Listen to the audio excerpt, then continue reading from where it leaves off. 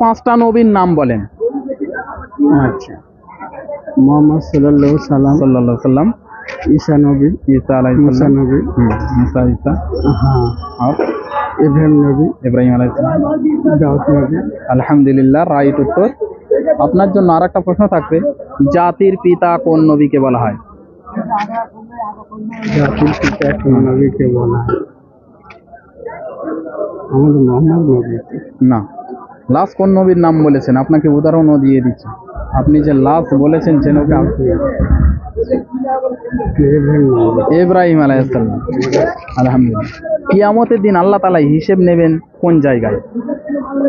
রোজ হাসরে। হাসরের ময়দানের নামটা কি? ওটা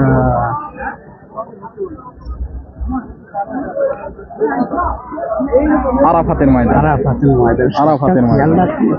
আপনার জন্য প্রশ্ন থাকবে, গোসলের ফরজ কয়টি ও কি কি? গোসলের ফরজ কয়টি?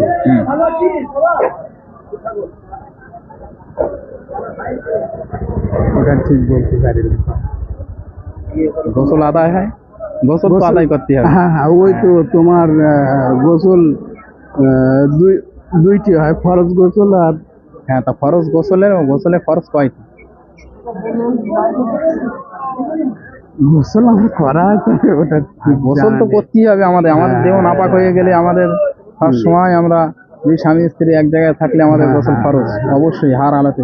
আমরা তো দুনিয়ার উপরে চলাফেরা, হ্যাঁ, গুনাহ আমাদের সঠিকভাবে নবীর সুন্নত তরিকায় যদি গোসল না করা হয় তাহলে সে ব্যক্তি নাপাক অবস্থায় থাকে। হ্যাঁ, গোসলের ফরজ হচ্ছে তিনটি।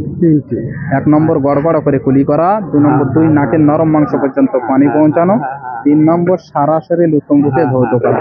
এইভাবে গোসল আদায় করতে হবে। একজন বিশিষ্ট খলিফার নাম বলেন দিন।